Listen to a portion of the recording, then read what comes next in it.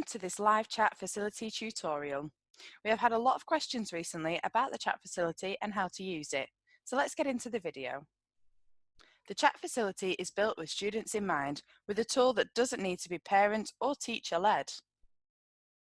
Each of our pages are linked to the person behind the broadcast, even after it's finished, so you can always ask your questions and get a response about the broadcast. So, let's have a look at how to use the chat facility. To use the chat facility, the first thing to do is to type your comment or question into the chat box.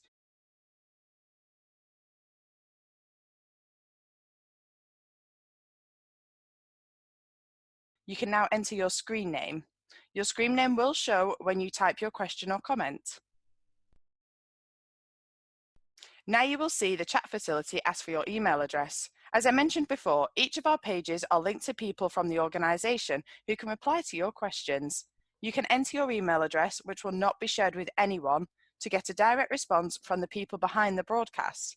If you do not want a direct response, then click the button at the bottom. People behind the broadcast can still respond to you if you don't provide your email address. This just means you may have to come back to the page to check the response. To type your question, simply click on the chat box. You will then see two symbols appear. The @ symbol will mean your comment or question will be posted publicly for others to see. The email symbol means your comment or question can be sent directly to the person of your choice from the list that will appear. You can now speak to the people behind the broadcast and ask any questions you may have, or check out our partner pages to see the companies we work with who you can speak to right now about their current vacancies. You can also check out our careers page, which connects you to employers. Our live chat service is linked 24/7 to employers from a wide range of sectors, all waiting to hear from you. You can leave a question about how to produce a professional CV or how to prepare for interviews, anything work related, and one of our businesses will respond to you directly. You can also access a wide variety of live interactive broadcasts and video on demand with the live chat support on all pages. Now, this bit is for the parents, guardians, and teachers. The best bit about the live chat facility is that it is completely moderated, so you don't need to worry if your young person leaves a silly comment, as it will only show on their screen and no one else's. Another great thing about the chat facility is that it is GDPR protected, so no information is shared with anyone else. We will protect all email addresses and will never share personal information of the young people. If you have any questions about the chat facility or the Learn Live channel, please use the email us icon at the top of the page. Thank you, stay safe and stay tuned.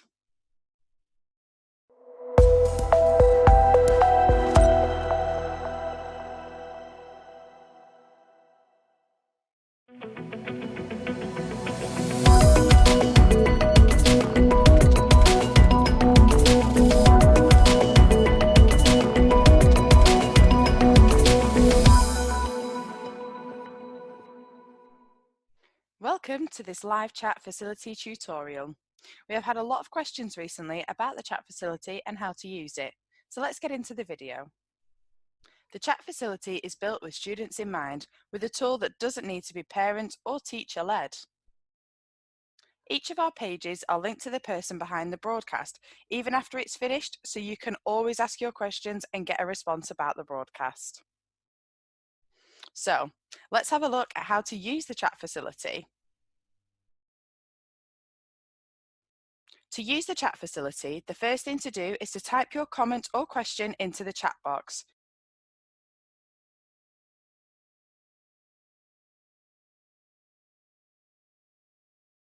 You can now enter your screen name. Your screen name will show when you type your question or comment. Now you will see the chat facility ask for your email address. As I mentioned before, each of our pages are linked to people from the organisation who can reply to your questions.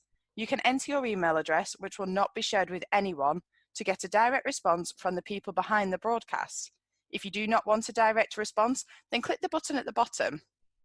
People behind the broadcast can still respond to you if you don't provide your email address. This just means you may have to come back to the page to check the response.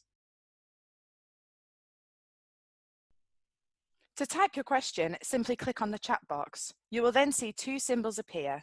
The @ symbol will mean your comment or question will be posted publicly for others to see. The email symbol means your comment or question can be sent directly to the person of your choice from the list that will appear. You can now speak to the people behind the broadcast and ask any questions you may have, or check out our partner pages to see the companies we work with who you can speak to right now about their current vacancies. You can also check out our careers page, which connects you to employers. Our live chat service is linked 24/7 to employers from a wide range of sectors, all waiting to hear from you. You can leave a question about how to produce a professional CV or how to prepare for interviews, anything work related, and one of our businesses will respond to you directly. You can also access a wide variety of live interactive broadcasts and video on demand with the live chat support on all pages. Now, this bit is for the parents, guardians, and teachers. The best bit about the live chat facility is that it is completely moderated, so you don't need to worry if your young person leaves a silly comment, as it will only show on their screen and no one else's. Another great thing about the chat facility is that it is GDPR protected, so no information is shared with anyone else. We will protect all email addresses and will never share personal information of the young people. If you have any questions about the chat facility or the Learn Live channel, please use the email us icon at the top of the page. Thank you, stay safe and stay tuned.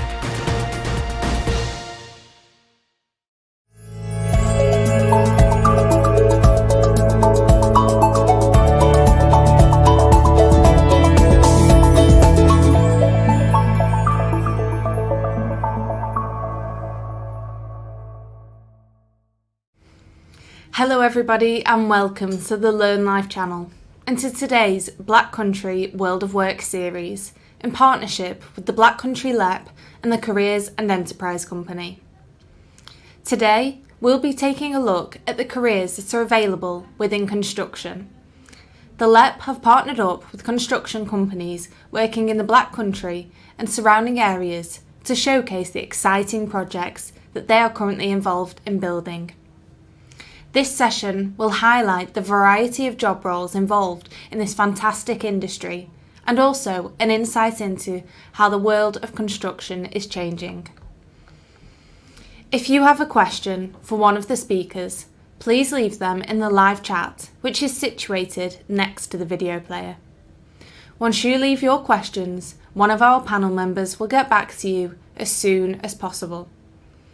And if you want to find out more about events such as this, please click on the subscribe button just above and you can get the up-to-date information that you need.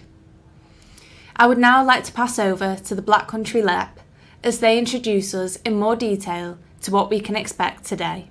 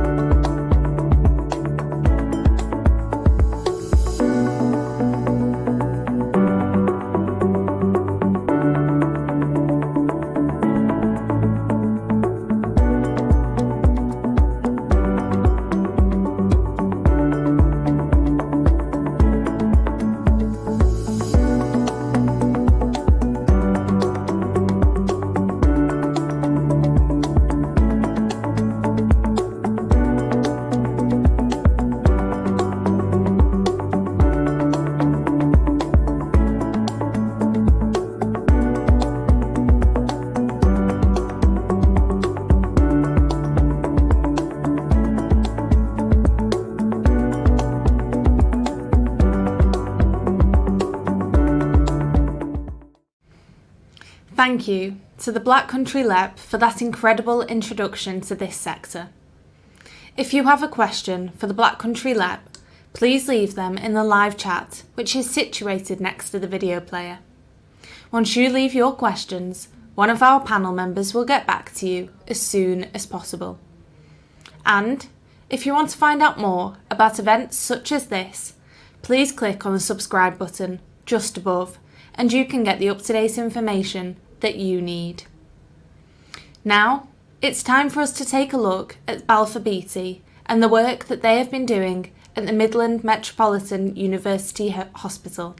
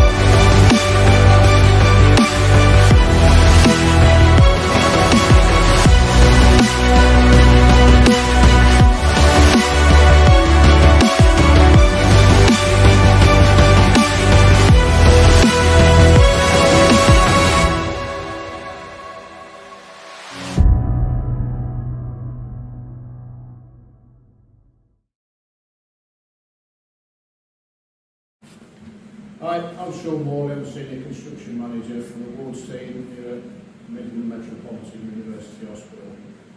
My job role on a day-to-day basis is levels 5 and 6. I also watch over 7, 8 and 9. I deal with the fire stopping on site, which is the Permanent Fire Safety Coordinator role. On an average day, I'll be looking at doing health and safety briefing talks. I stay every morning with the subcontractors. We then spend as much time as possible on the floor, supervising all the labour force, making sure everybody's safe and fit to go home and in work the next day. So, my chosen path into construction was I'm a carpenter by trade. I left school at 15, did an apprenticeship, and then moved into the army for 5 years, where I continued the role in the last 2 years. I then moved back to civilian work and continued as a carpenter. About 10 years ago, I started running small shop fitting jobs for companies around the country, working nights and days all over the place. I then did my qualifications, MVQ6, SMS, TMS, and continued through. And then joined Balfour's 5 years ago.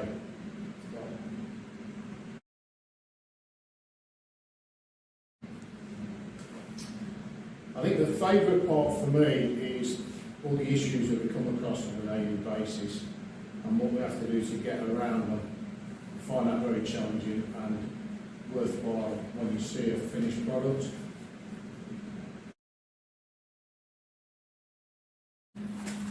Hello, so my name is Conor Fell. I'm 21 years old. I'm on an industry placement here at MUH. My pathway into construction was I did media, history and geography at A levels. Didn't have any real connection with construction, no family members. What I did was there was an open day and sort of like a refresher trying to get people into construction. So what I did was I went along for the open day and then I ended up applying 2 weeks back to UCAS into construction management at Nottingham Trent University. Obviously I've studied there for 2 years now, my placement year, and I've been asked to stay on with Balfour Beatty. So I'll be doing with Balfour Beatty now the day release programme, so that will entail me working 4 days a week and then 1 day of the week going into university, which I like because it will give me the chance to get site experience, but also still finish my degree and get good benefits such as getting my last year of my degree paid for and also getting paid at the same time. One of the things that I do love about construction, which ties into my day-to-day role here at Balfour Beatty, I look after the DB cupboards, IT node rooms, which are important to having the power coming onto the building and getting the building with connections with internet and Wi-Fi, getting it smart. And I love having to have the same roles as what some floor managers might have, but having it in a more condensed area so I can have room to look after. And pretty much I like seeing the fact of progression, seeing it go from just walls without any paint to having flooring, cabinets installed, wiring, basketing rooms. Yeah, it's really interesting. I really do enjoy coming to work on a day-to-day basis, especially in lockdown without having to, be bored at home. It's good to come in and be part of a project which is local to me. Hi, I'm Liam Reddington. I'm a mechanical project engineer here at MMUH, working within the wards team. I also cover a number of site-wide packages, including pneumatic tube and RO water, which is specific to a hospital environment.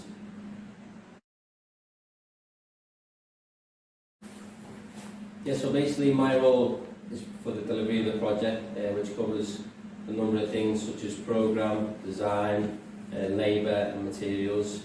Essentially making sure that all of these fit together to work to the programme and make sure that we deliver on time and on budget.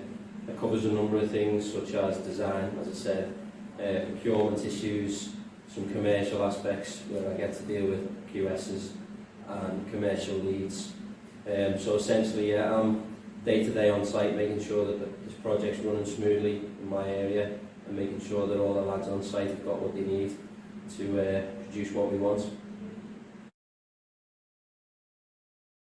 I think for me, a big part of the industry is making sure that we work in areas where we can give back to the community. I mean, working on projects with a lot of social and economic value is a big thing for me. You sort of take pride in working in areas where you can drive past a building or a railway line that you had a help in building, and it makes you realise that you can give something back that's tangible to the people who are working around you, as opposed to being in an industry where you don't really see the benefit. So for example, we're working in an area, in a city area of Birmingham, where hopefully this will be the catalyst for a bit of redevelopment. And at the end of the day, we're going to provide a large area of Sandwell with state-of-the-art hospital that they can use and hopefully benefit from.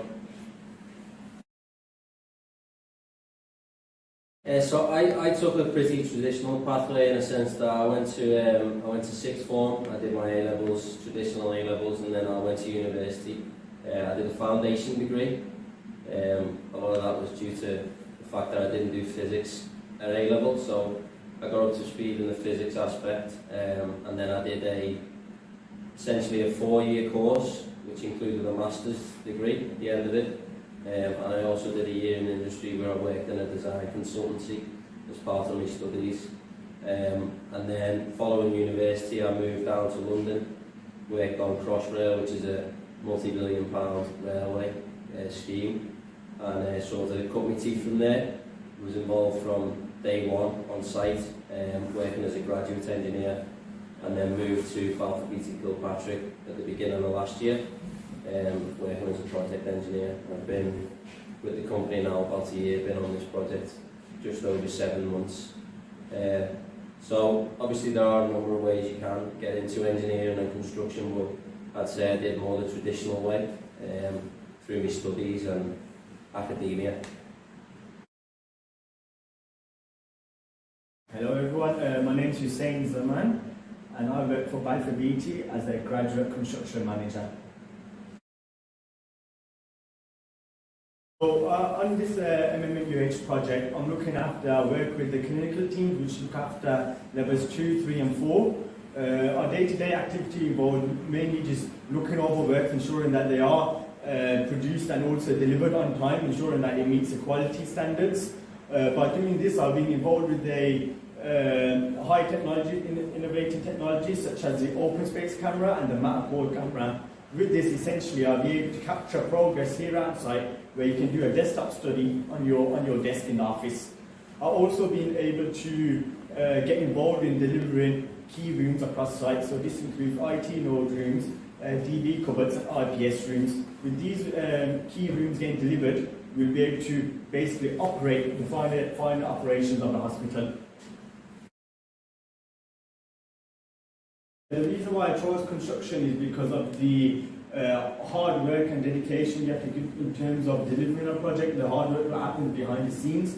And also, I like the environment where there's a lot of pressure and you have to work outside of your comfort zone in order to deliver the results that are intended to be delivered within the project. So what I most enjoy about the construction industry is how it's always changing with the time. So whether it's going to be new technology or new innovations being involved, hand in hand with the construction industry, is always evolving as time passes.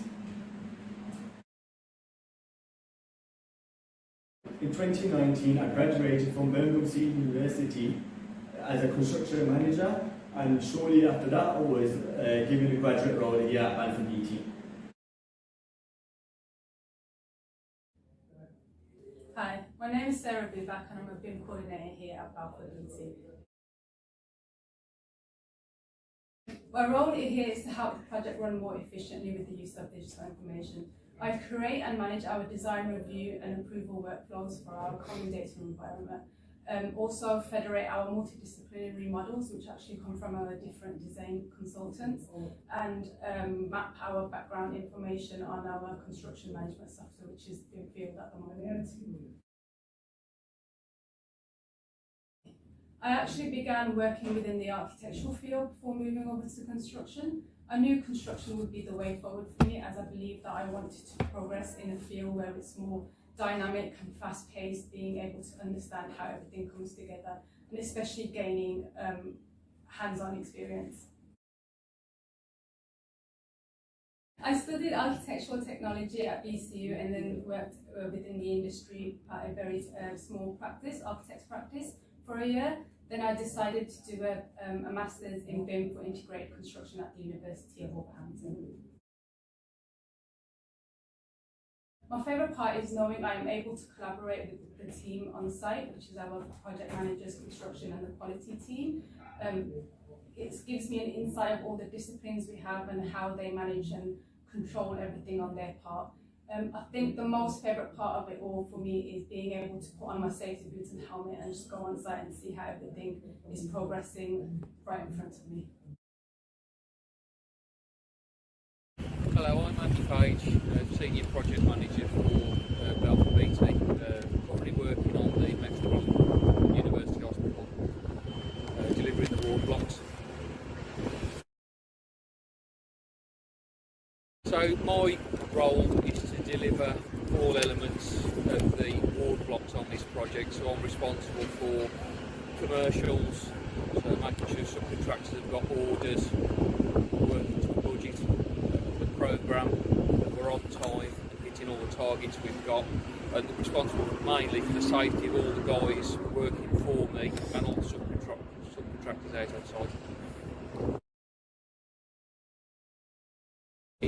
I've always enjoyed building it from a young age. I was involved in building my dad's house, so ever since then I've had an interest in construction. I originally wanted to be an architect, but thought better of that and decided to actually build. And I've been in the industry now for 17 years. I started with Mansell Construction as a trainee site manager, working on site 4 days a week and 1 day at university, and then worked my way through to site manager, project manager, and now senior project manager. So I did my first year full-time university. I wasn't quite getting any practical experience other than the odd day out on site, so decided to apply for a trainee position with Mansell, and did day release at university for 3 years. So I got my degree in construction management and then worked my way up through the company.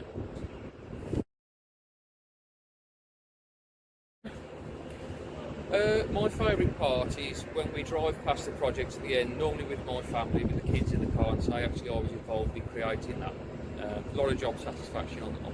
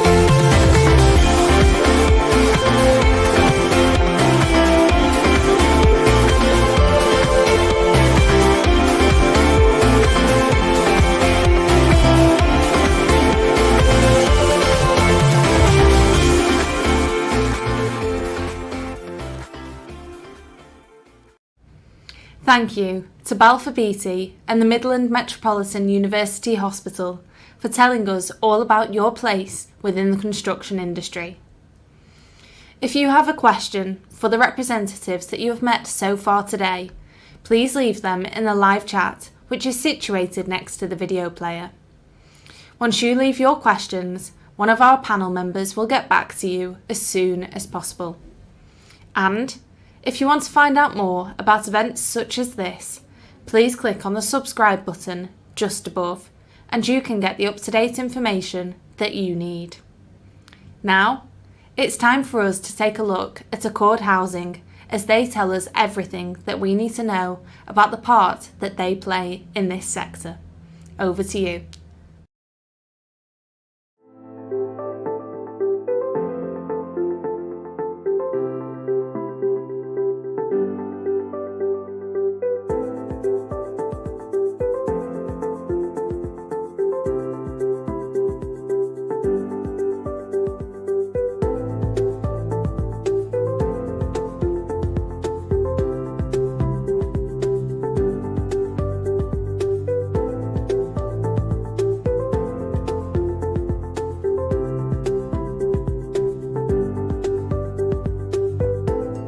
My name is Chris Hagan and I'm Director of Offsite Manufacturing. My name's Pete Jones and I'm the Production Manager at Local Homes. My name is Ellie and I'm a timber frame designer here at Local Homes. My name is Carl Price and I am a team member at Local Homes. My name is Stephanie Charlton and I am the trainee quantity surveyor.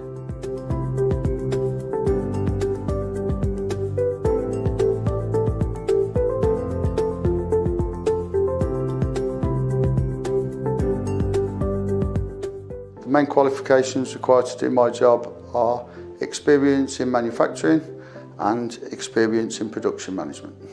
I did GCSEs and A-levels and then I did an undergraduate degree. Carpentry, City and Guilds and mainly on-site experience. GCSEs, A-levels, I've got an MVQ level 3 in business and administration. I've progressed through experience. I've gained GCSEs, HNC in mechanical engineering. I tended to be very practical when I was younger. When I was young, I think I was both practical and academic. I was very practical when I was young. It's smart dress, but we do have to wear high visibility safety clothing on the shop floor. Yeah, PPE, which is vis vest, safety glasses, ear defenders, steel toe cap boots. It's a fairly casual approach in the office, obviously for my role, meeting customers from day to day, have to wear a shirt and tie.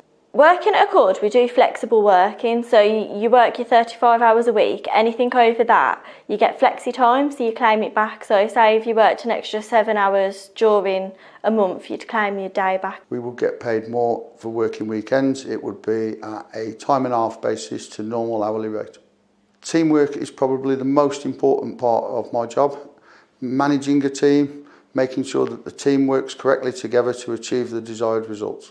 There's so many different teams within construction. So you've got your commercial team, you've got your production on site, you've got your customer care, you've got your administration. You've got to have a key link between all of them. Teamwork is essential for my role and for the businesses that I've worked in. My job is not physical, although some physical elements are present from time to time. No, my job's more using your brain, using a computer. My job is a physical job. It can be easy sometimes, but it can be very physical other times. My personal job isn't physical. A lot of it is attending meetings with staff and analysing data. My job would not be seasonable. We work in a manufacturing environment where we're trying to steady the workflow throughout the year to keep a consistent amount of output going out to the customer. The business year has different targets, but in terms of the role, what we manufacture is very stable in terms of a week to week. The salary I receive enables me to live a comfortable lifestyle. I think I earn enough money to live a comfortable lifestyle. I'd say so, yeah. Obviously I'm a trainee at the minute, so as I progress, hopefully my salary would increase, but I've just managed to buy my own house, I've got my own car, so... I'd like to earn more, everybody would, but yeah, I live comfortable. I think it's best not to worry about things going wrong, but just trust in the fact that you know how to do your job well. I often worry about things going wrong. We become that involved in the process. We can often wake up and think something's about to go wrong, and then suddenly you'll spring to life at 4 a.m. in the morning, wake the wife up and say, I've got to go to work, something's going to go wrong. There's always potential for something to go wrong, and that links back to the communication within teams, because if you haven't got the communication, then there's potential there for stuff to go wrong. In my role particularly, I'm a planner. I have to identify any risks in the business and try and identify and correct them before they happen. Being self-employed would have its benefits, that you could control your working hours more. I think there's benefits to both. A company gives you the security and the stability, but being self-employed would give you the independence to pursue it at your own rate of work and leisure in which you chose to do so. That would totally depend on individual circumstances. I don't think that my job could be replaced by a robot just yet, because there's still an amount of input that needs to be put into the software that it could not do by itself at the moment. As a production manager, my main role is managing individuals on the shop floor. Even if the individuals on the shop floor that produce the panels got replaced by robots, they would still need managing and systematically looking after to make sure that they perform to their capabilities. There's certain places that a robot won't be able to get to as well if you're on site and there's sort of not enough space for a robot to be involved, or if you're working at height, it wouldn't be practical for robots.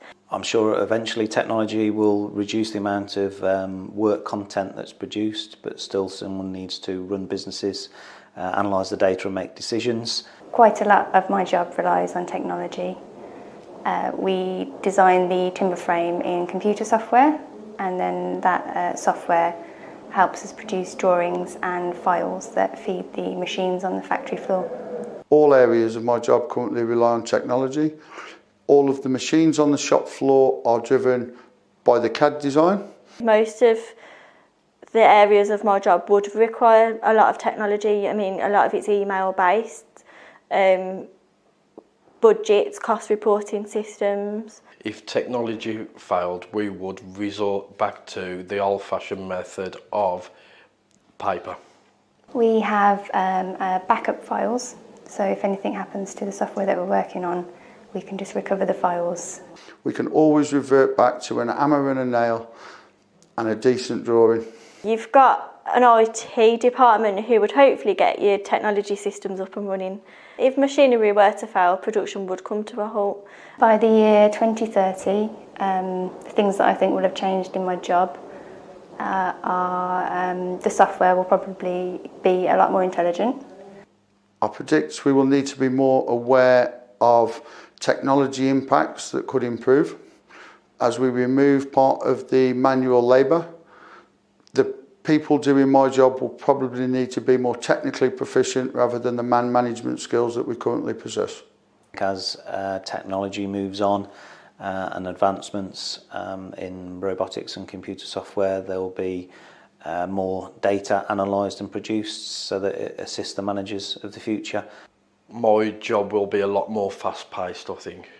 If all the materials could be teleported to a site, I think that would be a good idea to save on pollution from the transport. It cut out logistics side of the job, and if you can teleport stuff to a site, you surely can teleport from the wholesaler to you. You wouldn't have an issue with delivery times.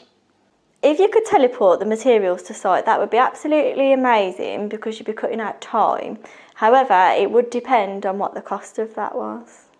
I think not all machinery can do a job to a level of accuracy that the human himself can do. Health and safety is really important on site and it is monitored. So I suppose if there were elements of technology that could take over any works on site, it could possibly be looked at, but I imagine that it's a lot easier for humans to do because then you've still got to control the technology. Humans have the opportunities to evolve in terms of the advancements of technology. We're already talking about AI, personal body implants and stuff like that, although it's not commonplace at the minute. It probably will be in 2030. Yeah, I'd like to think so. Some of the advancements are sometimes quicker than anticipated, and over the last 20 years the advent of computers has meant we've had to adapt to that. It's exciting to look for the future of some of the robotics and the 3D working of what the job role in 20 years will be, but so far we've managed to advance with technology and keep up.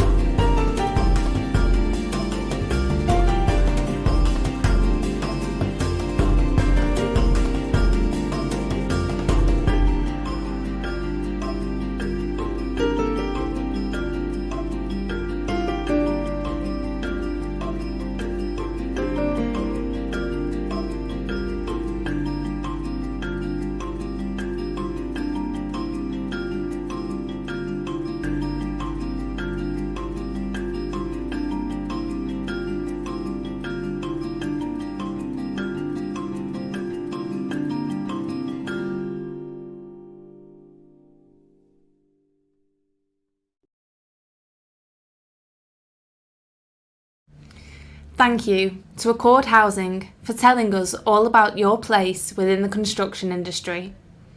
Remember, if you have a question for the representatives that you have met so far today, please leave them in the live chat, which is situated next to the video player. Once you leave your questions, one of our panel members will get back to you as soon as possible. And if you want to find out more about events such as this, please click on the subscribe button just above and you can get the up-to-date information that you need.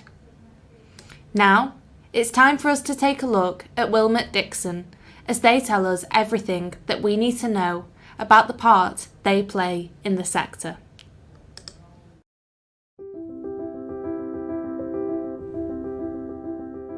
What is it that makes us who we are? What makes us a great team and a worthy partner? What makes us a place where we want to come to work each day and serve our customers? We are not just another construction company. We are a place where futures are built, Where careers are developed. where people grow. We think about what we do. We think about how we do it. And we think about why we do it. We are designers. We are engineers. We are surveyors. We are buyers. We are accountants. We are bid coordinators. We are payroll clerks. We are receptionists. We are bill managers. We are planners. We are craftsmen. We are communicators. We are teachers. And students. We are strategists. We are environmentalists. We are fundraisers. We are friends. We are counsellors. We are comedians. We are people. We look after each other. We are one team. We believe in the future and building for the next generation. We care about our planet. We make a difference to the communities in which we work. And we serve our customers with an unrelenting will to astonish. We are innovators. We are trailblazers. We have been since 1852. We are Wilmot Dixon. We are Wilmot Dixon. We are Wilmot Dixon.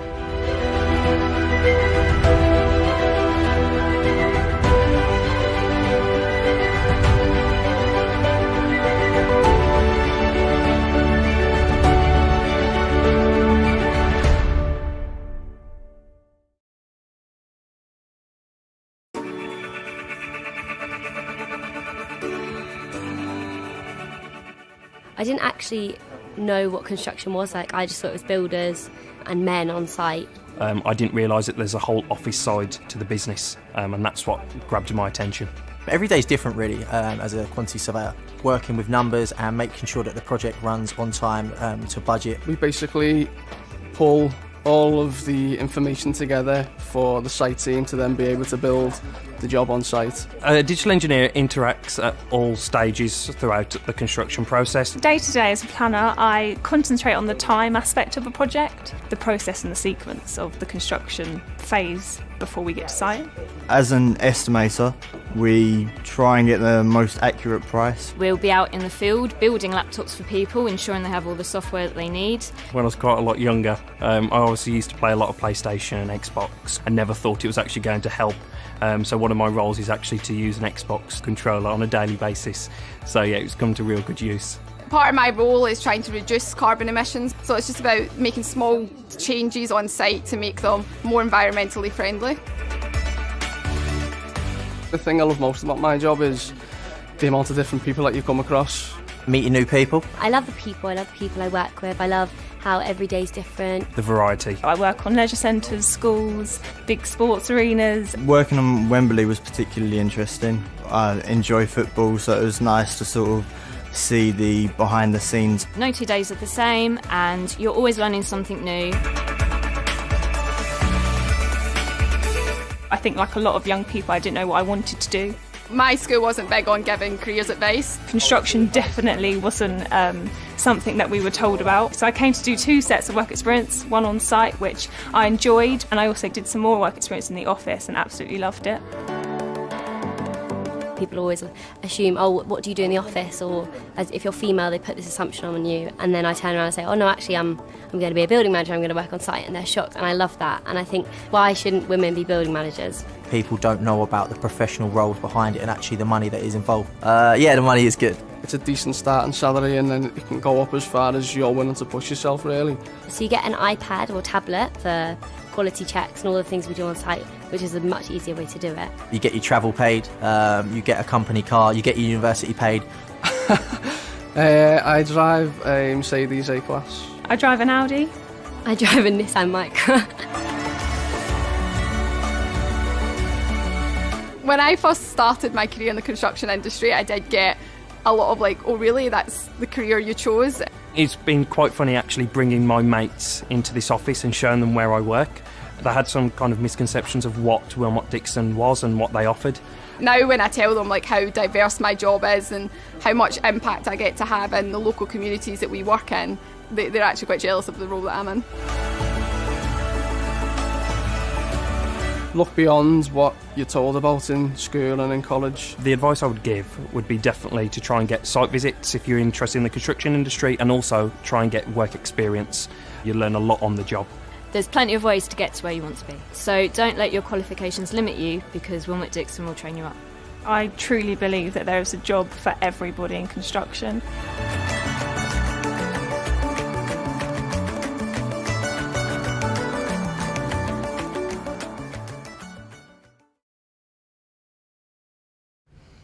Thank you to Wilmot Dixon for telling us all about your place within the construction industry.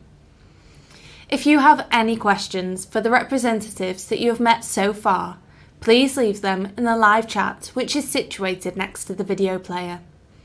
Once you leave your questions, one of our panel members will get back to you as soon as possible. And if you want to find out more about events such as this, please click on the subscribe button just above, and you can get the up-to-date information that you need.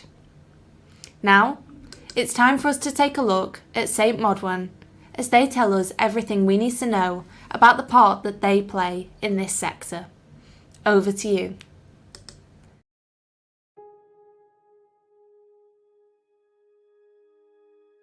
At St Modwen, we transform, optimise and improve places, giving new meanings to the communities that we help create, the communities we serve, and the environments that we develop.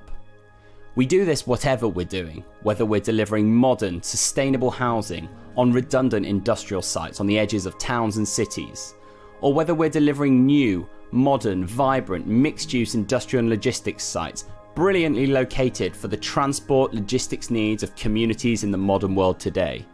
Or whether we're delivering brand new facilities such as modern university buildings on redundant old wasteland that for many years has not delivered anything. Changing places, creating better futures.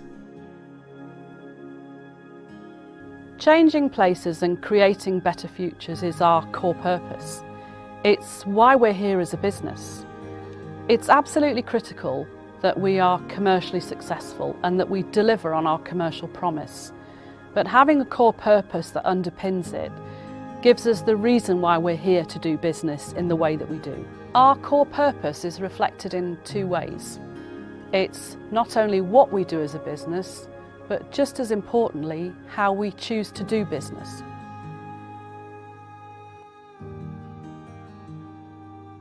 In St Modwen Homes, we respond to our locations by creating and constructing a variety of new homes and tenures. We do this to provide desirable, sustainable homes for people that enable integrated, long-term communities to flourish. In strategic land and regeneration, we breathe life into places by creating homes, jobs, shared spaces and community infrastructure. We do this to enable people in our natural environment to prosper, and to prosper in places developed to encourage socially and environmentally sustainable living.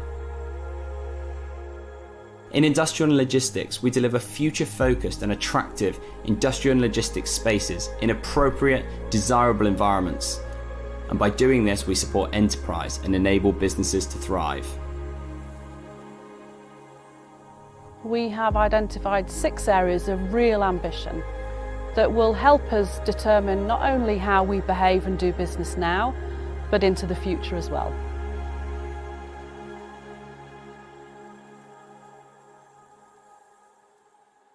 The building and construction industry accounts for 39% of the world's carbon emissions. To help achieve the UN's goal to stop average temperatures rising less than 2 degrees, our ambition is to be operationally net zero carbon by 2025 and fully net zero carbon by 2040. We want to embrace and make a virtue of our progressive approach to building, with our ambition being to achieve a net biodiversity gain across all development activity by the end of 2020, and to cut St Modwen Homes site waste by 1/3, and, by 2025, increase recycling rates to 99%. We're shaping and inspiring an inclusive culture at St Modwen so that we can perform at our best and realise our potential. We're committed to attracting and retaining the best, diverse talent, and our ambition is to achieve the UK National Equality Standard by 2025. St Modwen is working in partnership with education and skills providers to help young people reach their full potential, and, through strong training and development, to reduce skills shortages in our industry. As an employer, we are offering our people training, shared knowledge and ongoing support, and our ambition is to invest 1% of the company's cash profits every year into education partnerships, and to make a positive impact on over 20,000 young people by 2025. We want to be bold in our pursuit of well-being in order to boost the happiness, health and satisfaction of our people, and our ambition is to make a meaningful positive impact on the communities we operate in and the places we deliver.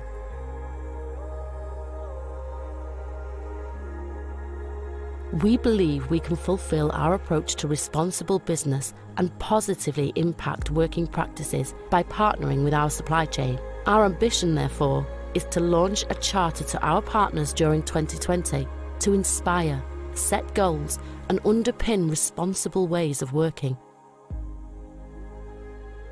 So these are our responsible business ambitions, and this is a fantastic way in which we can work together to create some meaningful targets and to create action plans to bring this to reality.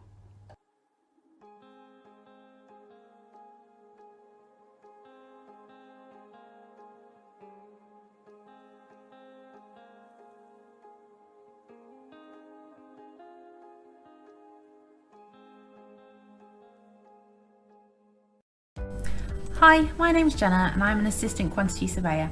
The apprenticeship that I'm currently doing is the Bachelor's in Science Honours degree in Quantity Surveying at Wolverhampton University. The reason that I've chosen to do this apprenticeship is that it would allow me to become a Chartered Surveyor and part of the Royal Institute of Chartered Surveyors once I've qualified, and it also means that I can learn whilst I'm earning. The main benefit of doing an apprenticeship is that you can learn about the job role and the industry whilst also working in it and earning money. It also means that what I learn at university helps me in my day-to-day job, and also the other way around. Once I've completed my degree, I'll be able to work my way up through being a senior surveyor to a managing surveyor. I could even branch out and become a consultant surveyor or even a lecturer in the field. My apprenticeship has helped me with my career as it has taught me a lot of theory behind my job role that I probably wouldn't have learnt whilst just being on the job. It has also shown me the different areas that I could train further in, and I'm currently very interested in construction law and I may pursue this once I've graduated. If I was to give any advice, it would be that you don't need to worry about going to university to get your degree. University isn't for everybody. I didn't go to university as when I left school, I just went straight into a job. But by doing this, you can still achieve the exact same thing that a university student could, whilst learning and earning at the same time. It just may take a little bit longer, but the reward at the end is definitely better.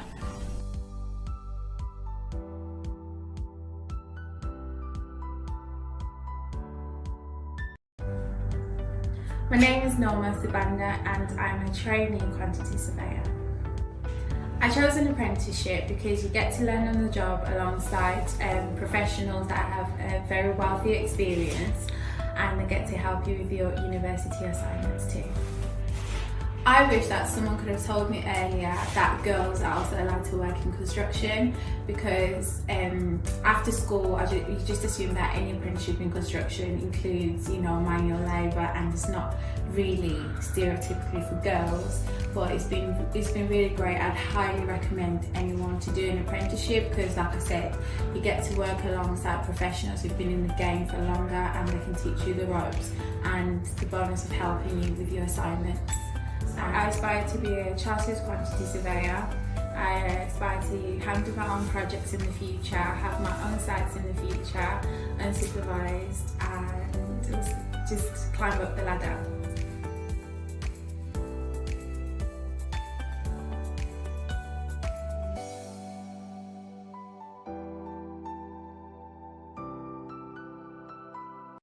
One of the benefits of being able to do an apprenticeship is that you get the best of both worlds. So you get to work on site 4 days a week, where you're gaining lots of knowledge and experience, and you're actually learning about the job, and you're doing hands-on experience work. You're surrounded by industry experts as well, so they're all there to take the time to make sure that you're learning what you need to learn. But also you get to go to college 1 day a week, which means that you get to learn all the theory behind it as well. You also have people at college that are also industry experts as well, and they can give you all the training and extra support that you need.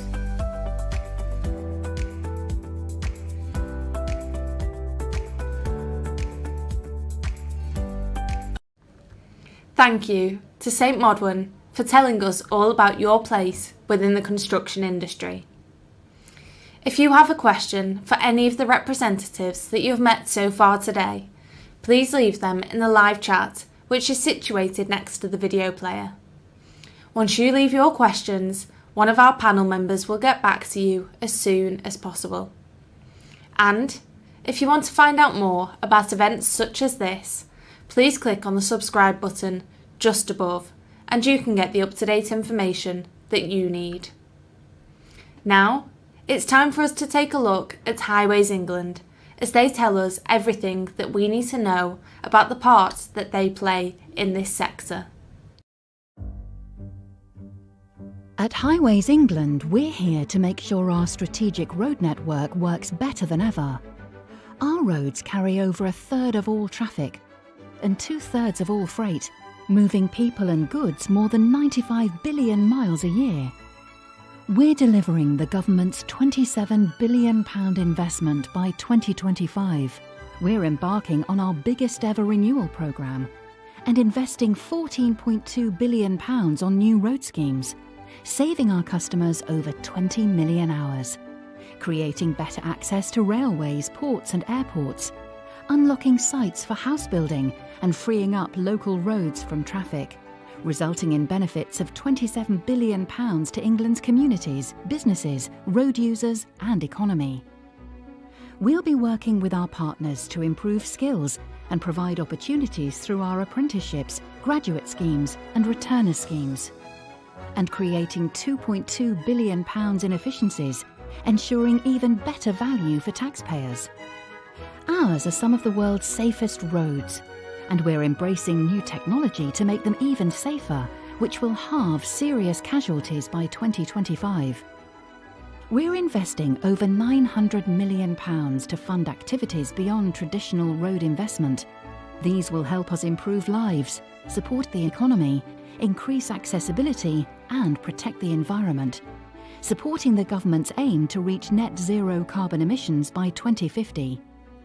Around our network, we will help provide facilities for the country's freight, bus and coach drivers. We'll provide safer routes for cyclists, walkers and horse riders. We will minimise our impact on the environment, reducing pollution, preventing flooding and protecting wildlife, including 90 hectares of species-rich habitat along the M6. Our people and supply chain will be managing, maintaining and monitoring our network 24/7, 365 days a year. From across the Pennines to beneath the Thames, our improvements will ease congestion while protecting our landscape and heritage at the same time.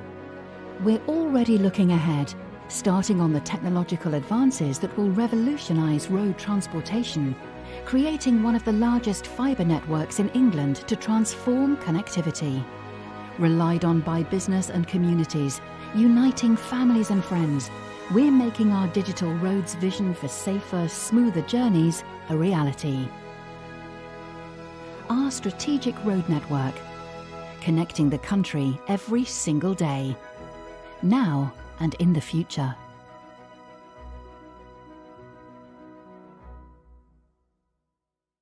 Hello everyone and welcome to National Apprenticeship Week. Today I am joined by Lauren, who is from Balfour Beatty. So hi Lauren, how are you? I'm well, thank you. And yourself? Yes, I'm very good, thank you.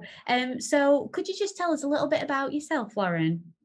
Yep, so my name's Lauren Duguid. I am 19 and I am the Environment and Sustainability Apprentice for Balfour Beatty Highways North, and I'm currently based in the A63 Castle Street Improvement Scheme in Hull. Wow, that sounds really impressive. So what is it the route that you took after completing school, and why did you choose that particular route?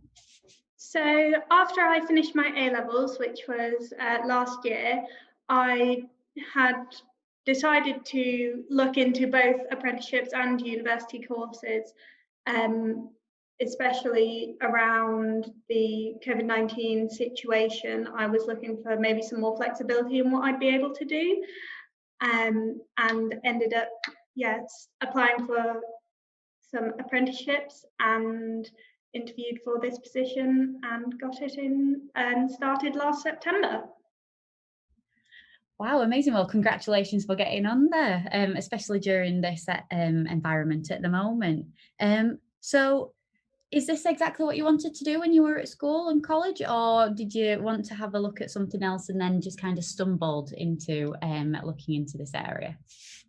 So environment has always been something I've been very passionate about. I've done previous volunteering projects in my local community, and was looking to go into it as a career. I did look at both some environment courses at university as well as apprenticeships, but I was kind of drawn to this position for the kind of practical aspect that I'd be able to kind of apply myself to. Perfect, that sounds lovely. So before you were talking about flexibility and what you can do. So in terms of flexibility with balancing work and study, have you found a perfect way to do that balance? Yeah, so Balfour is really great in kind of allowing me to take time for study and for work. So it's 20% home-based learning at the moment. On Teams online with Kingston University, and it's kind of flexible. So towards exam times, I'm able to perhaps take a bit more time for study and then come back to work more inside of the holiday periods. And then there's also a lot of kind of development that's offered through work, through like internal training and stuff, which I've found really helpful. That sounds absolutely great. There's a lot of benefits there. So what would you say are further benefits of doing an apprenticeship compared to what you have just mentioned? So one of the great benefits right now is being able to really see the impact I'm making by coming to site and working with people there, as well as being able to kind of foster my knowledge and things through the university day release that I do. It's been really great as well meeting other apprentices from the company, because we've really been able to kind of help each other through kind of assignments and then work projects as well. Perfect. That sounds absolutely lovely. So out of all of the experiences that you've had so far with being on an apprenticeship, what has been the most memorable experience for you? So something that's been really memorable that's very specific to my current project is being able to work with archaeologists. Growing up, my mother made me watch Time Team on BBC, which I've always really loved. So being able to go into a burial site that we're working in and kind of talking to osteologists about the work they do has been really fascinating for me. Absolutely, that sounds incredible.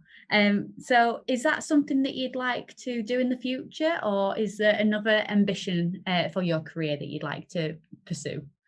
So as I really enjoy cultural heritage and things like that, I think in the future I would possibly like to look into kind of environmental policy around kind of construction and things like that, because that's something that really draws me with previous work I've done. Perfect, that sounds great. So final question, unfortunately, but if you could give someone some advice today that might be looking into an apprenticeship that you wish you'd known before starting yours, what would it be? Definitely to kind of do your research, make sure you look into both the companies and the disciplines that you want to look at, and really be confident.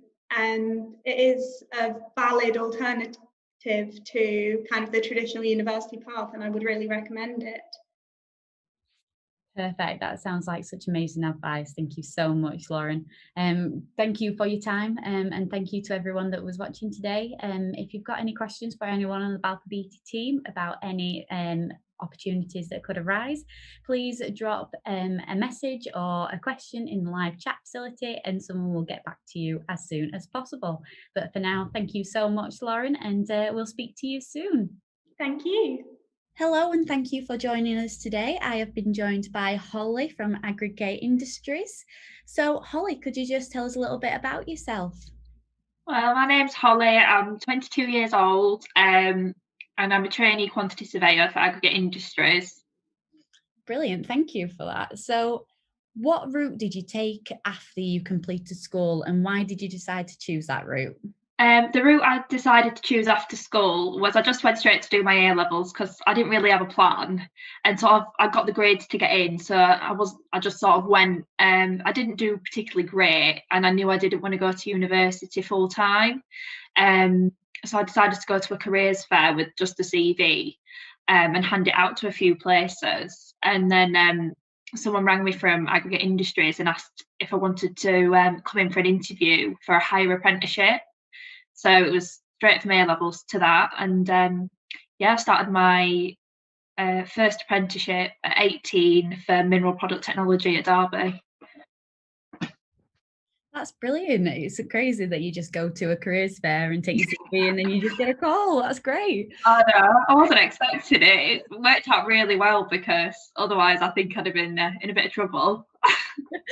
Brilliant. So as you said, that after school you went on to do your A-levels and so on. So what did you have a clear idea what you wanted to do at school or college? Not really. I was one of those people that had like a future job like ambition. I did some summer work where my mum was working at the time, and I was working with a quantity surveyor there. So it was sort of between that and accountancy what I was looking for. And when I got the call, obviously it was construction. So when I started the apprenticeship, what happened is you move around the whole business, but I did have sort of an idea that I wanted to end up in the commercial team. So yeah, that's sort of what happened. I did 1 year moving around, and then in my second year, towards the end, I got placed in the quantity surveying team. While you're doing your degree and also working, how do you balance that difference in lifestyle? Because I'm sure it's pretty tough if you don't have a particular plan. I mean, I don't think you ever really balance it perfectly. The first degree I did, the Derby one, I was younger, so I was really rubbish, like handing everything in on the deadline.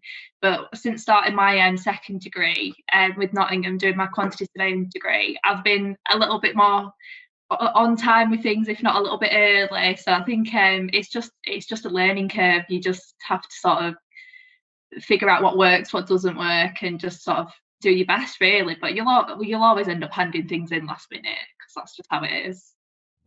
Yeah, it's kind of like playing it by ear. Sometimes things outweigh the other, but you find a balance. Yeah, it's like you've got work deadlines and then you've got a uni deadline, and it's just like it's just having to prioritise what's more important, make sure you get it right. Absolutely. So that's something that obviously everyone just needs to fit in with how they work or what kind of apprenticeship they have. But what would you say are the overall benefits of doing an apprenticeship? From me doing my apprenticeship, and perhaps like my friends from home doing full-time degrees, you sort of, whilst you're doing an apprenticeship, you get the degree, but you're doing your on the job training. So you've got your education sort of balances out in experience as well. Whereas like I think if you go full time, you sort of come out and it's hard to get a job because you've got no experience. So I think that's the real benefit of it, is that it's all, and you're also not in all that debt, but it's definitely the experience. Well, it was for me anyway. That's great. So speaking of experience, what would you say is the most memorable experience of your apprenticeship so far?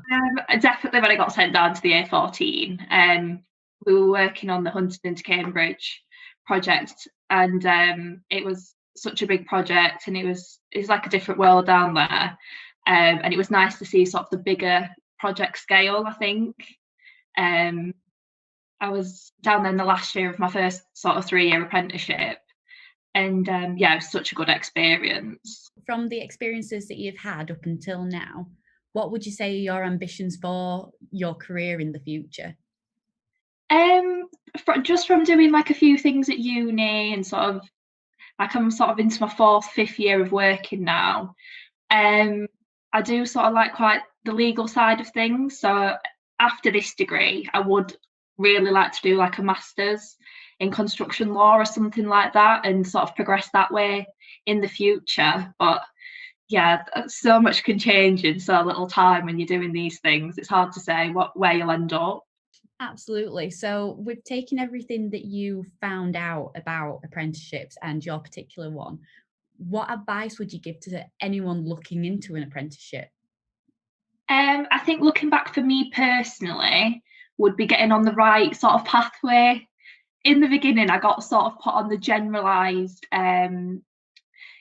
apprenticeship scheme, and if I'd have had a little bit more research into it, I could have got straight onto my surveying pathway. I mean, I have no regrets because you learn so much from doing different things. But if I could go back and tell my younger self something, it would just be put a bit of research into the apprenticeship that you're choosing, and really think about sort of a longer term plan. I know it's hard to tell an 18-year-old to think long term, but that's probably what I'd say.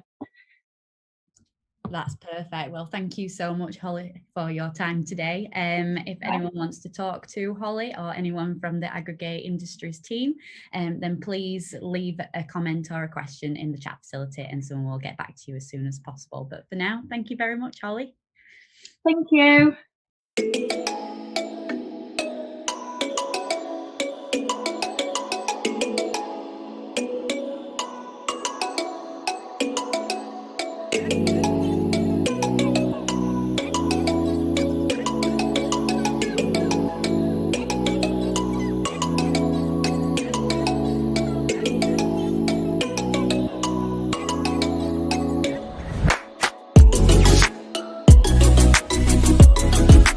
You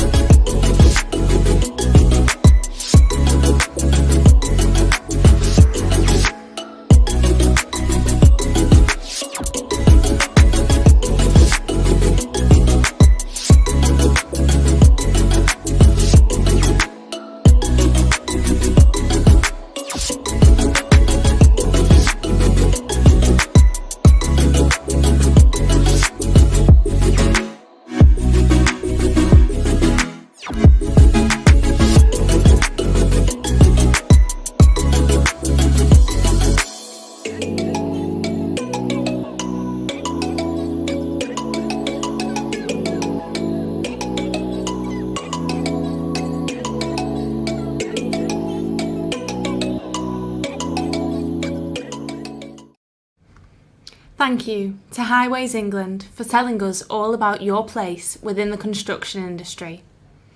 If you have a question for the representatives that you have met so far today, please leave them in the live chat, which is situated next to the video player. Once you leave your questions, one of our panel members will get back to you as soon as possible.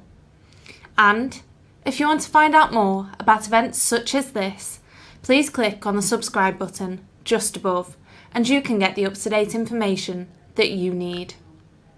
Now, it's time for us to take a look at SPV and Juniper as they tell us everything we need to know about the part they play in this sector.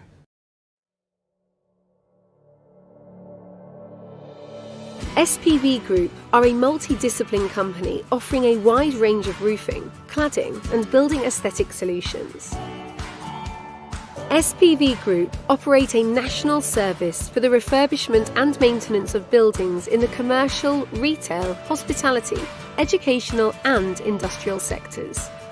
We're known for our expertise, in-depth knowledge of roofing, cladding and glazing systems, and we also deliver an extremely high standard of work. Qualities which result in exceptionally high levels of repeat business and personal recommendations. Our integrated management system is accredited by ISO 9001 quality, ISO 14001 environmental and OSAS 45001 health and safety, and we hold accreditations with CHAS safety contractor and competent roofer to name a few. SPV are a preferred contractor to a large variety of clients, including Iceland Frozen Foods, Jones Lang LaSalle, the Co-op, Odeon Cinemas, and the NEC Group to name a few. With a workforce of over 150 skilled and trained operatives and an extremely experienced and capable management team, as well as a fleet of over 60 vehicles, there is no project too big or too small that we cannot deliver. It's important to help us build sustainable futures for those looking to come into the industry. We have recently partnered with Juniper Training and built our own in-house training academy, along with a workshop to develop young talent, which is key to the long-term success of the business. With over 30 years' experience and an excellent reputation, we pride ourselves on professionalism, superior quality of service, high standard of workmanship, and our ability to always work very closely with all our clients. To find out more, visit our website at www.spv-uk.co.uk.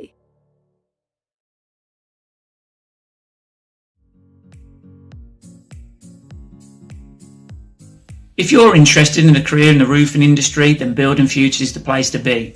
Here we give an insight into several different disciplines, including roof slating and tiling, sheeting and cladding, and waterproof membrane.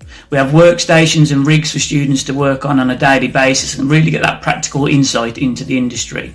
We also do standalone qualifications in working at heights, abrasive wheels, and the CSCS card, as well as many, many more. So if it's something that you're interested in, please contact your local recruitment officer to find out more information. As part of your programme, you'll be attending some remote sessions, which basically means you'll be having live sessions online. These will be delivered by our expert trainers who will go through an abundance of different things related to roofing and cladding. And it's something incorporated based on the changes with COVID-19, but it's been really effective with our current students and apprentices. So please look out for that. All this requires is access to a mobile phone, an iPad or a computer, and just to make sure that you've got Wi-Fi at home.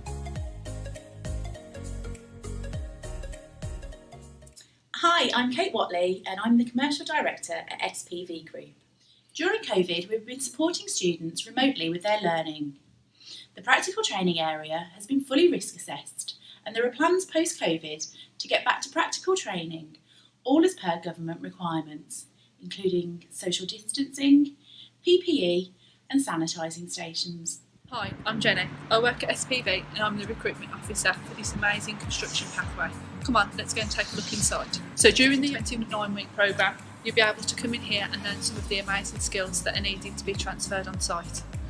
One of the amazing things that we do get to learn, and whilst I do get to go to all the events and schools and careers fairs, one thing that really does stick out for me over everybody else is this amazing opportunity.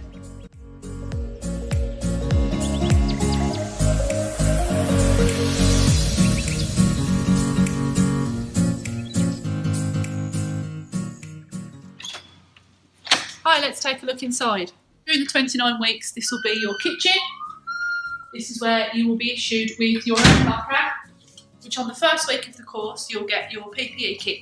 Each of the kit has your own relevant number, and that will be your responsibility for the 29 weeks. You get your full PPE, which includes steel toe cap boots, high-vis vest, gloves, goggles, and much more.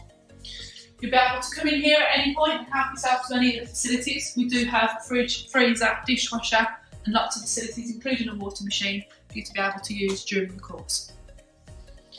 Over here, this shows you just some of the things that you will get involved in. It might not make much sense to you now, but it will do throughout the course. This is just one of the many disciplines within roofing, roof slating. Let's go and take a look at the classroom.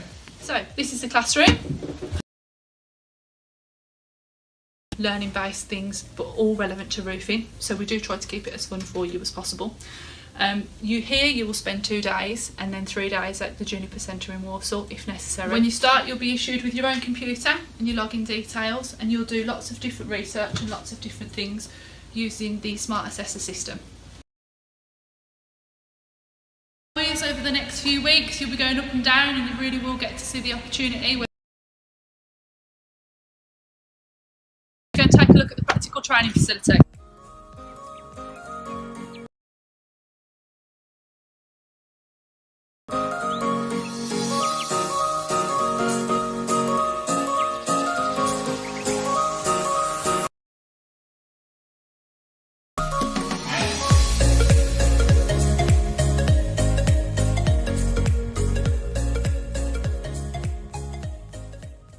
Hi, I'm Jamie. I finished a 6-month course with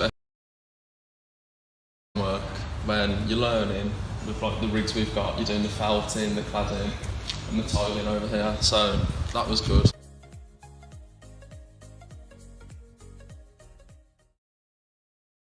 And you get issued your own tool sets which are hanging up. So you get all the PPE paid for and you get all your own issued, your own, you look after it yourself, and like I say, you don't get this anywhere else. You can't about, and they teach you how to do it the right way. Been employed with SPV for a few months now and I'm loving it. Some of the amazing site visits and factory tours that you do get to go on. Tools and all sorts of things to enable you guys to have whilst on this course. I'd like to thank you all for coming today, and if you site to sign up now. Thank you.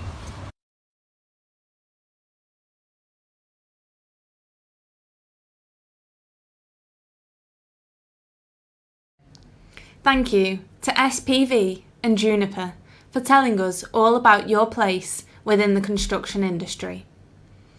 If you have a question for the representatives that you've met so far today, please leave them in the live chat, which is situated next to the video player. Once you leave your questions, one of our panel members will get back to you as soon as possible. And if you want to find out more about events such as this, please click on the subscribe button just above, and you can get the up-to-date information that you need. Now, it's time for us to take a look at Midland Metro Alliance as they tell us everything we need to know about the part they play in this sector. Building a metro for the future. We start with detailed planning and design, assessing everything above and below ground. It's an opportunity to upgrade and divert utilities. A major investment, future-proofing them for decades to come. Together with the Highways Department, we plan diversions and agree road and pavement closures, engaging with local businesses and residents throughout. Hoardings are erected for main construction, including excavations and drainage, ahead of laying the concrete base and track installation. The road is then resurfaced. Metro stops, lighting, traffic signals are installed and overhead power lines where needed. Then, major improvements to help transform the area, such as planting trees and widening pavements. Once constructed, there's a crucial phase of testing and driver training before passenger services can be safely run. For more information, visit www.metroalliance.co.uk.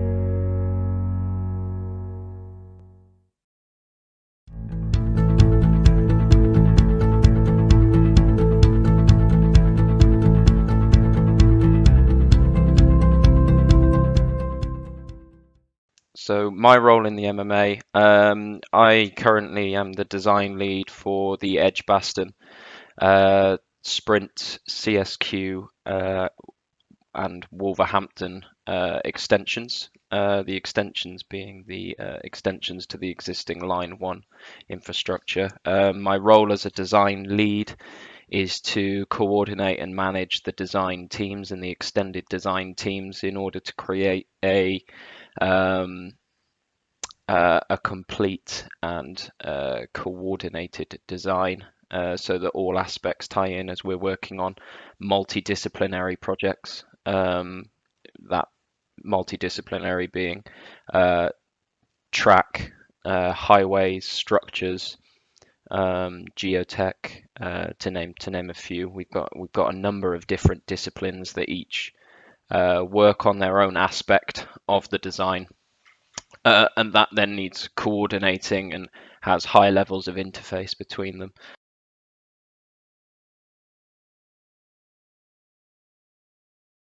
I look after the commercials of the projects, the commercials of the design teams themselves, and work closely with the discipline lead for each of those projects and each of those disciplines in order to ensure that we maintain budget.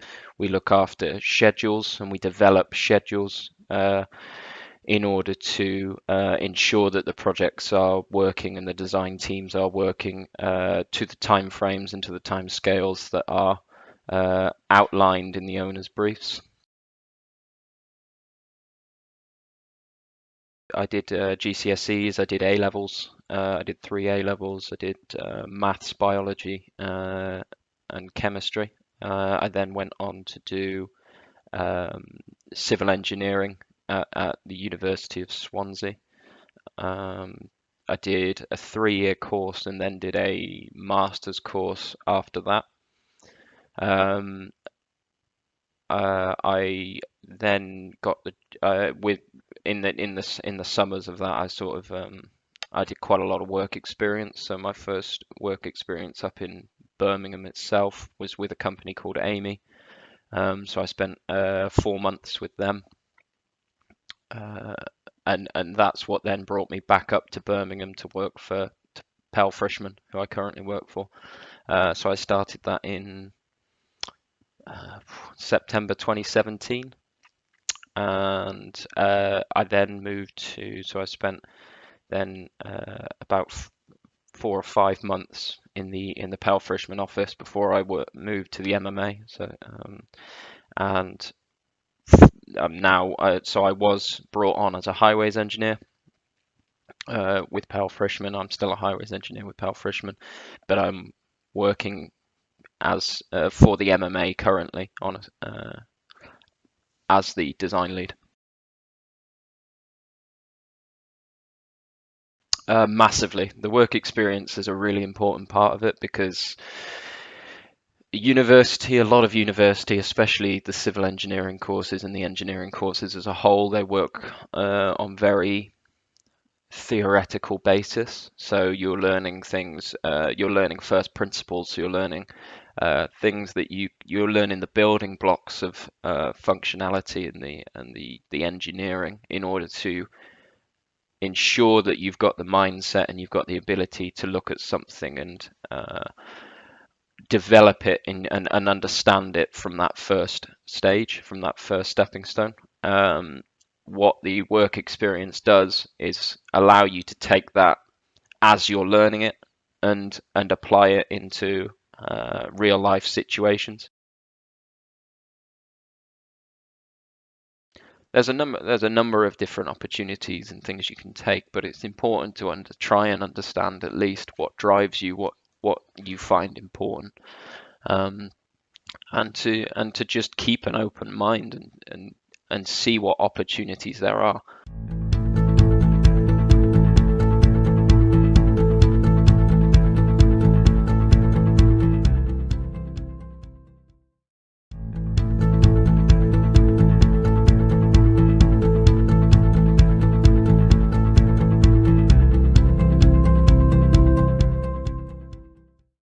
Yeah, so I started off as an apprentice when I was just finished school, working in Doncaster actually as a track operative. So one of the Network Rail guys would go onto site and do the maintenance for the track, and I sort of worked my way up from there, climbed up the ladders and made as many connections as possible. I mean, it was difficult because I never really had weekends to myself. I was working a lot of night shifts on weekends, and as a young teenager that's something that you don't really want to do. You want to be with your friends, but looking back on it, it was the best decision I ever made, because it made me get to this career that I'm in now. It was 2 years, and they give you all your skills and qualifications, and then they basically send you out to the wide world as such. It's not a route that's traditional, but it worked well for me, because without that knowledge of being on the ground and learning what I did, I wouldn't be able to succeed in my design work. So I worked, continued working how I was in the construction as a track operative, and then I worked my way up to controller of site safety within the same role, and then I applied actually for the National College for High Speed Rail. It was new at the time, and through them I learnt a lot of skills. This is where I learnt how to use design equipment, and I think that's sort of where I began to fall in love with it as such. So it's changed since I first started. So when I first started, I was doing a lot of drawings. I was doing loads of different CAD, so computer aided design, software work. But to this day, it's I also do my CAD drawings, but I'm also on site as well. So they've taken advantage of the construction background that I used to have, and I'm doing a 50-50 mixture of site testing, making sure everything's running smoothly on site, as well as doing my drawings as well. So the positive behind that is I know what I'm designing, so when I go onto site I can then implement my design because I know how it works. A good decision I also made was to join Future Faces, which is a networking group here based in Birmingham. They give you the opportunity as a young person to network with many different people from many different industries, and this is a great way to make connections and able to help your future.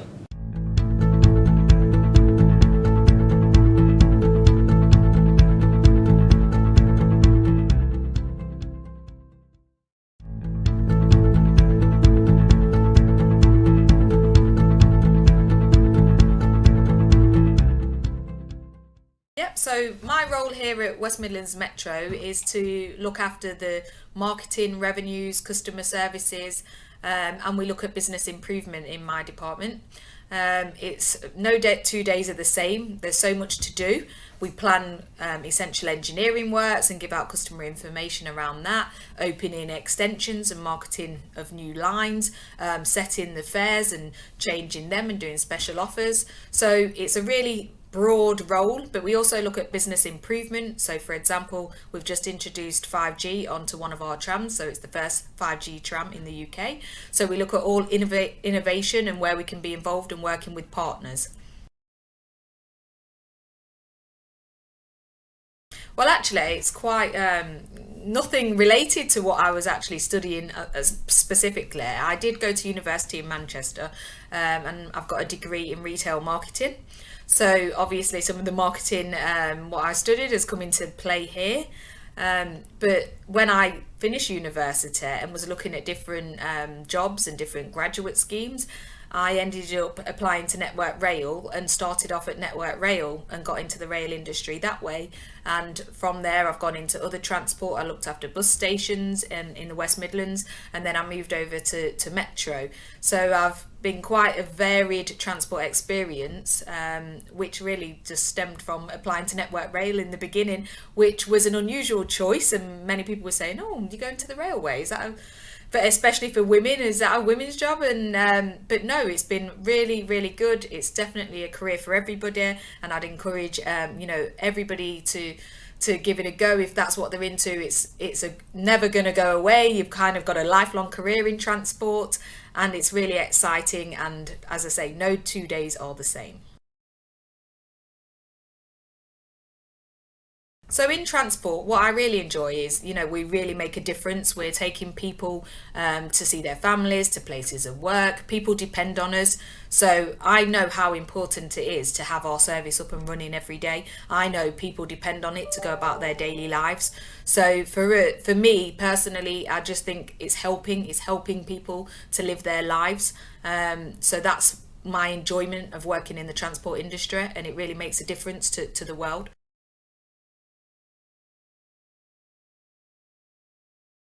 I think, yeah, traditionally it has been seen as a man's arena in transport, but I think things have changed over the years, most certainly, and I think what you need to do is literally, if this is what you want to do, just go for it. I don't think you should be put off. I think there's definitely a place for everybody in transport, and I would encourage anybody to go into transport, because you can add a different perspective, and everybody brings something different to the table. So I think definitely the days of it being historically a very male dominated place is not the case. My team here is very diverse in all manners, so I think it is somewhere for everybody, and I think that's what makes the difference, because when we're making decisions regarding customers and what provision we need to put on for our customers, having that varied background really does help, because that helps us to understand what we need to provide, how we can best deliver our service to meet everybody's needs. So I think anybody who's looking to go into this industry should really consider that and know that it's an industry for all.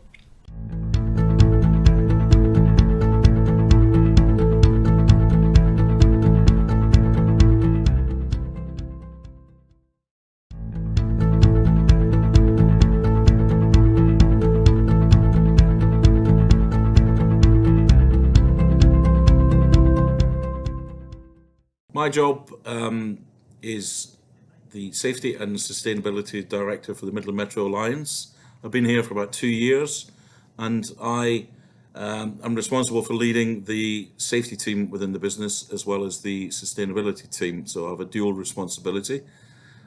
Typically I'm here, and it's an office-based role with visits to site to engage with the teams, and we look after how to manage our risks and how to manage our concerns that may ultimately, if things were to go wrong, lead to some harm to an individual or damage to property or events that may go wrong. Our end game is to have no accidents and no incidents in the business.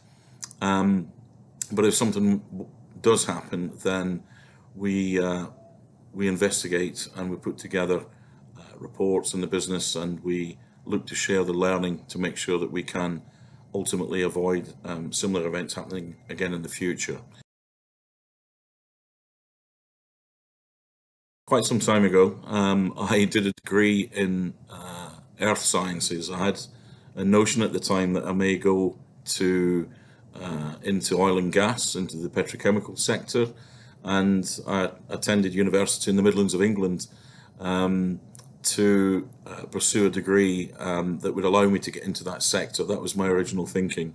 It didn't quite work out that way. I decided that oil and gas and offshore working wasn't for me at the time, so I took up an opportunity in the largest recycling plant within the UK at the time for plastics and polymers, and spent some time in the manufacturing and recycling sector, which ultimately led me into the realms of managing safety and risk, environmental concerns through treatment plants and quality engineering and so on and so forth.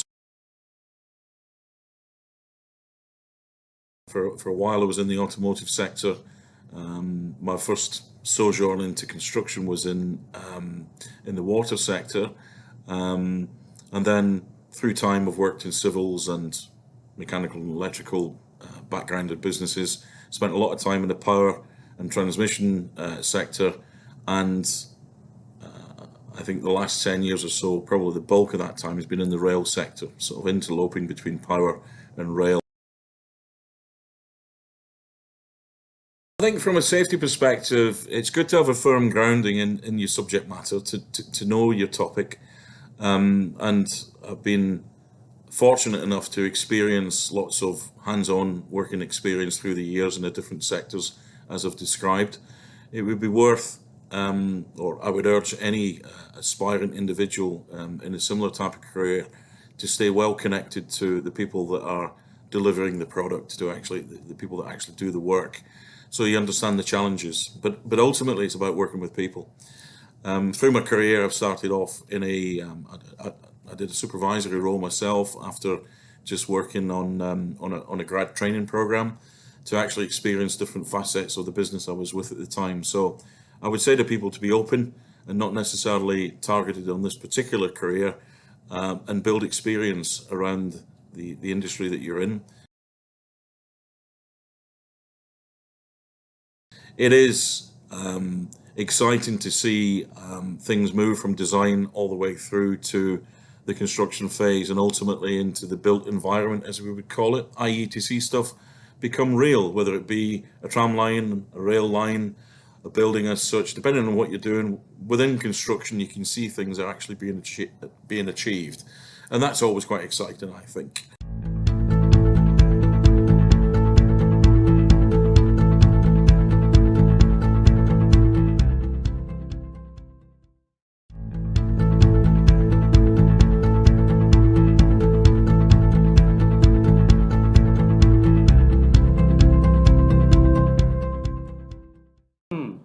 Started off on Bilston Road with the concreters, to be fair, and then from there it's just expelled from concrete to laying track, and then from laying track to systems and ducting work.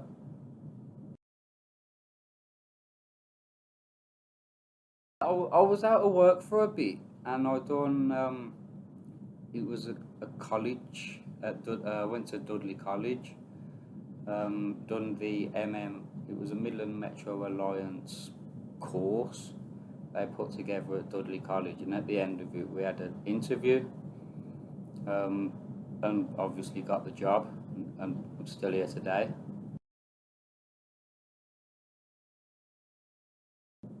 Well, taught you anything from excavating to backfilling to kind of track installation, but like all that stuff along those lines, really. Like you've got like your health and safety as well. Taught you a lot on the health and safety, your cat hygiene, asbestos awareness, all that kind of stuff.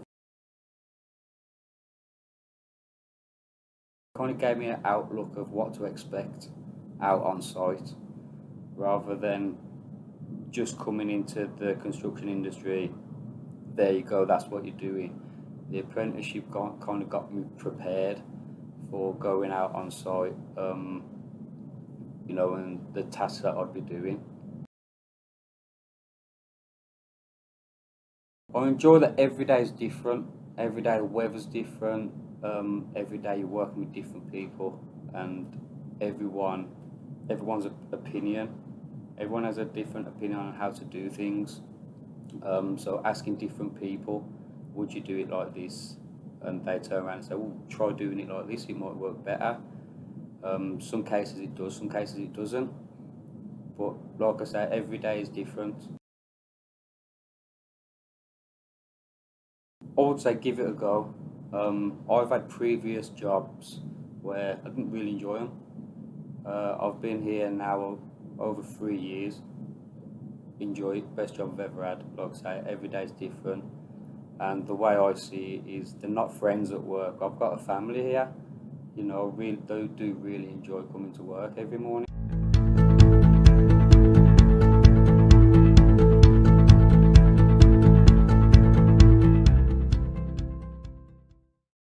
My name's Tom Maplethorpe, the Wensleys Riding Hill Project Manager. We're here at Tipton at the Century Road East Bridge, undertaking the demolition to make way for the Wensleys Riding Hill Metro Station.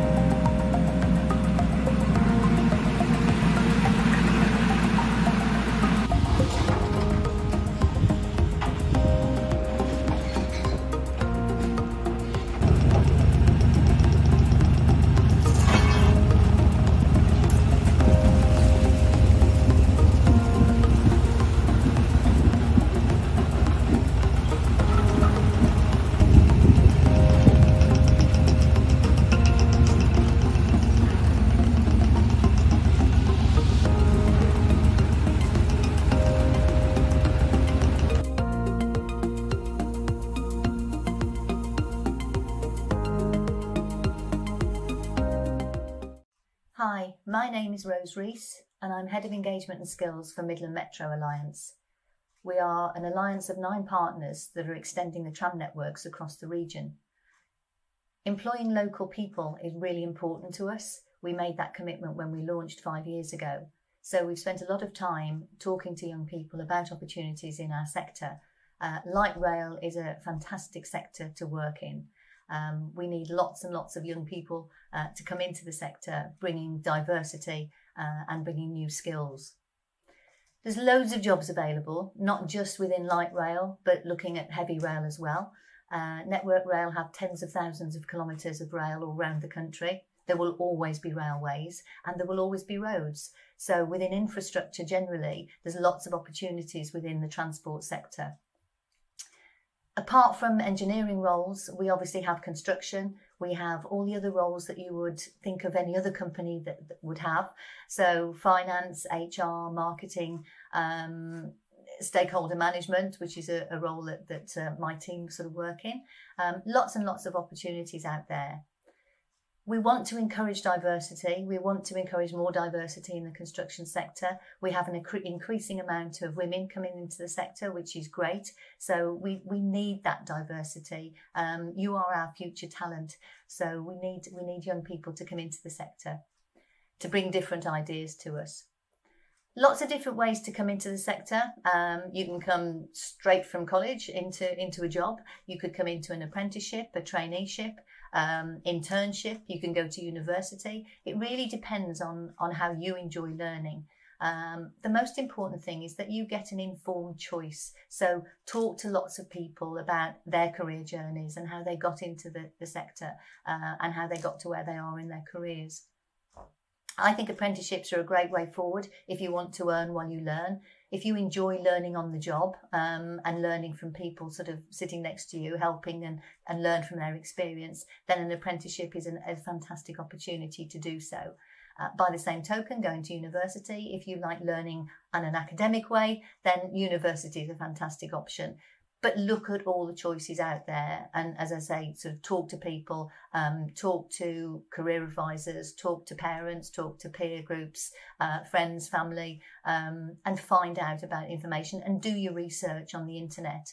Go and look for companies that you think they're a good company, I'd like to work for them, and really investigate what they do and how they do it, and look at how they like people to apply for their particular roles. It's important as well to learn about the job roles and the qualifications that you'll need and do the best that you can. Not everyone is academic. I wasn't academic. I learnt on the job and I learnt as I went along over the years. So it doesn't matter which way you learn. The most important thing is to have the right attitude and want to learn and want to get on. That concludes today's session. Thank you to all of the incredible speakers that we have heard from today, including those hints and tips surrounding how you can get into the construction industry. Thank you also to you guys for taking the time to attend our event today. If you have any questions for any of our speakers that we have heard from today, please leave them in the live chat, which is next to the video player. Once that has been sent, the experts will answer your questions as soon as possible. We also have available below the video player a resource section, so if you would like to review anything at all, please look there. If you also missed any of our experts or would like to look back on any of our content, please look below the video player where there is the on-demand section. They are available to you, your family and friends 24/7, so please look to your leisure. That's all from the Black Country Lab today, but join us tomorrow at 10 AM for another Safe and Sound episode where you will find out how you can be safe during these times. You won't want to miss it. Please remember to stay safe and stay connected.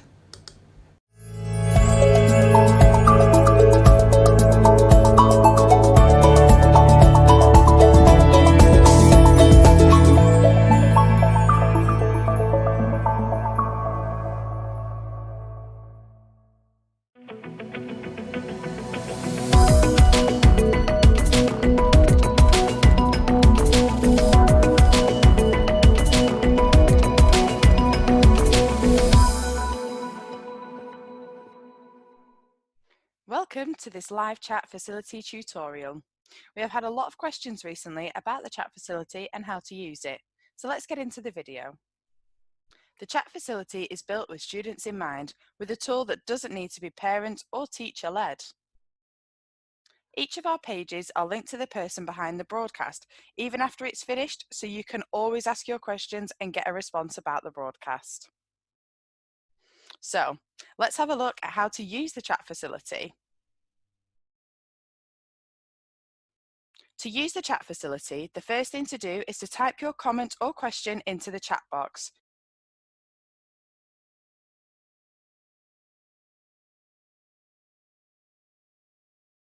You can now enter your screen name. Your screen name will show when you type your question or comment. Now you will see the chat facility ask for your email address. As I mentioned before, each of our pages are linked to people from the organisation who can reply to your questions. You can enter your email address, which will not be shared with anyone, to get a direct response from the people behind the broadcast. If you do not want a direct response, then click the button at the bottom. People behind the broadcast can still respond to you if you don't provide your email address. This just means you may have to come back to the page to check the response. To type your question, simply click on the chat box. You will then see two symbols appear. The @ symbol will mean your comment or question will be posted publicly for others to see. The email symbol means your comment or question can be sent directly to the person of your choice from the list that will appear. You can now speak to the people behind the broadcast